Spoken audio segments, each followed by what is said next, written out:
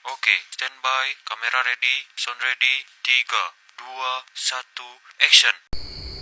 Assalamualaikum warahmatullahi wabarakatuh. Selamat pagi anak-anak. Gimana kabarnya hari ini? Semoga semuanya sehat dan semangat ya. Alhamdulillah. Sekarang mari kita mulai pelajaran dengan berdoa. Siapa yang mau memimpin doa hari ini? Oke Nadia, silahkan memimpin doa. Amin. Sekarang kita berdiri dulu yuk. Kita nyanyikan lagu Indonesia Raya sebagai bentuk cinta tanah air. Terima kasih semua. Nah, sebelum kita mulai belajar, coba kita ingat sebentar materi sebelumnya. Masih pada ingat nggak? Minggu lalu kita belajar tentang cara mengumpulkan dan membaca data sederhana. Betul, hari ini kita akan belajar cara menyajikan data yang sudah kita kumpulkan, tapi dalam bentuk yang lebih menarik, yaitu piktogram. Ada yang pernah dengar? Bagus, tapi nanti kita kupas sama-sama ya.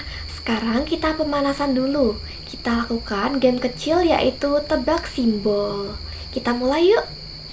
Oke, di sini Ibu sudah menyiapkan beberapa gambar dan kalian harus menebak apa namanya.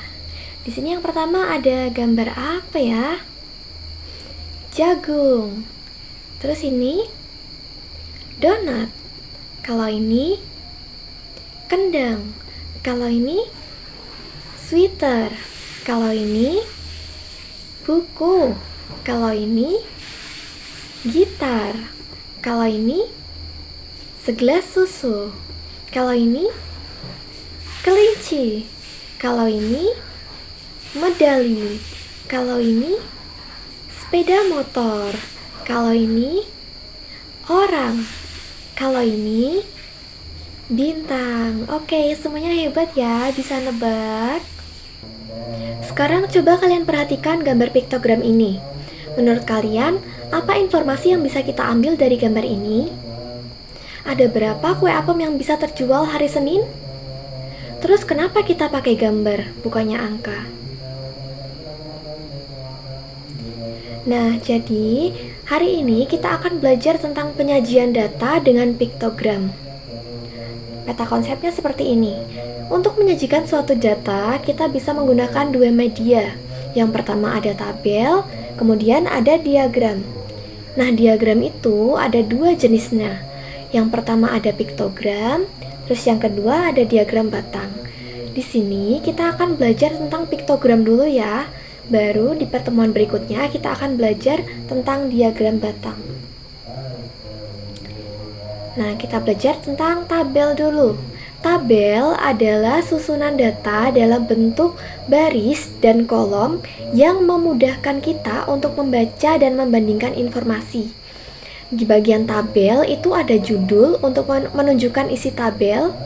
Kemudian ada baris, yaitu data yang tersusun mendatar.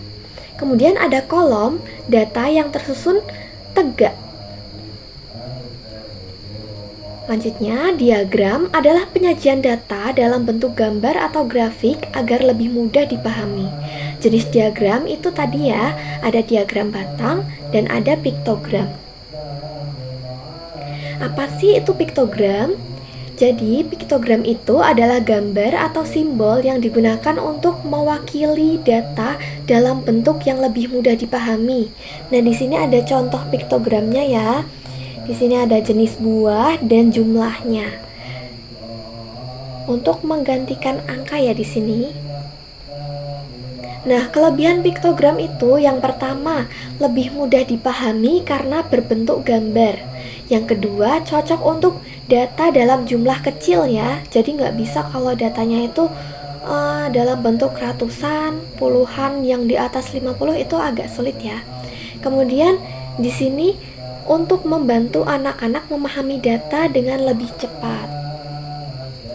Nah, apa itu diagram batang? Kita belajar sedikit tentang diagram batang ya.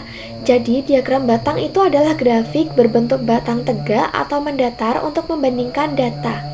Nah, setiap batangnya itu mewakili suatu jumlah tertentu. Ini ada contoh diagram batangnya. Nah, di pertemuan berikutnya nanti kita akan pelajari tentang ini. Kita kembali ke piktogram. Jadi kesimpulannya, piktogram itu menunjukkan data dengan gambar atau simbol untuk mewakili jumlah tertentu, sedangkan untuk diagram batang itu menyajikan data dengan bentuk batang vertikal atau horizontal untuk membandingkan data. Nah, seperti itu. Sekarang kita akan berlatih membaca dan membuat piktogram. Nah, sekarang Ibu akan membagi kalian ke dalam kelompok. Tiap kelompok berisi 4-5 anak.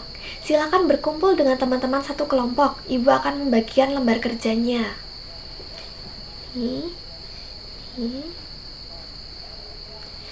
Oke, tugas kalian adalah mendiskusikan data yang ada di lembar kerja, kemudian menyajikannya dalam bentuk piktogram. Kalian bisa memakai kertas grafik atau simbol yang kalian buat sendiri. Nah, yuk semuanya mulai bekerja.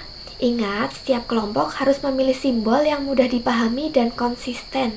Kalau ada yang bingung, bisa tanya ibu ya. Jangan lupa dalam berkelompok itu harus kerjasama dan saling menghargai pendapat.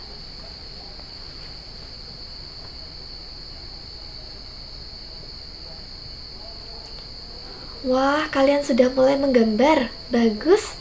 Tapi ukuran simbolnya harus sama ya. Untuk jumlahnya yang sama. Kalau satu simbol mewakili 5 kue, pastikan kalian pakai kunci itu, oke? Sudah selesai semuanya? Sekarang mari kita presentasikan hasilnya. Dimulai dari kelompok 1, maju ke depan, dan ceritakan piktogram kalian.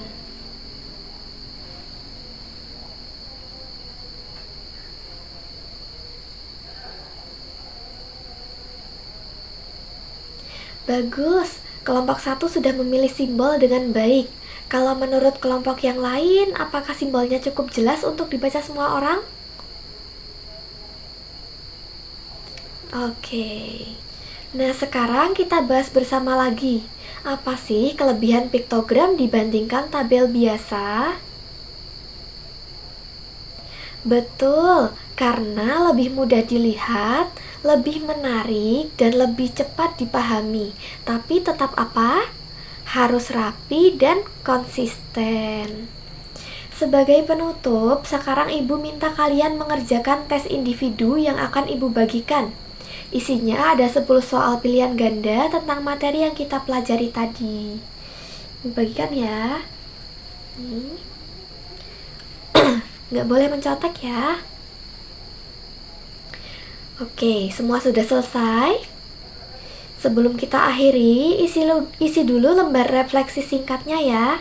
Tulis apa yang kalian pelajari hari ini, bagian mana yang paling kalian suka, dan apa yang masih ingin kalian tahu. Oke, terima kasih semua sudah belajar dengan sangat baik hari ini. Kalian luar biasa. Untuk pertemuan berikutnya, kita akan belajar tentang diagram batang. Jadi, jangan lupa baca-baca materi di buku dulu ya. Sekarang mari kita tutup dengan doa bersama. Siapa yang mau menutup doa? Oke, Naura, silakan memimpin doa. Amin. Sampai jumpa di pertemuan berikutnya. Tetap semangat dan jaga kesehatan ya. Ibu akhiri pembelajarannya. Wassalamualaikum warahmatullahi wabarakatuh.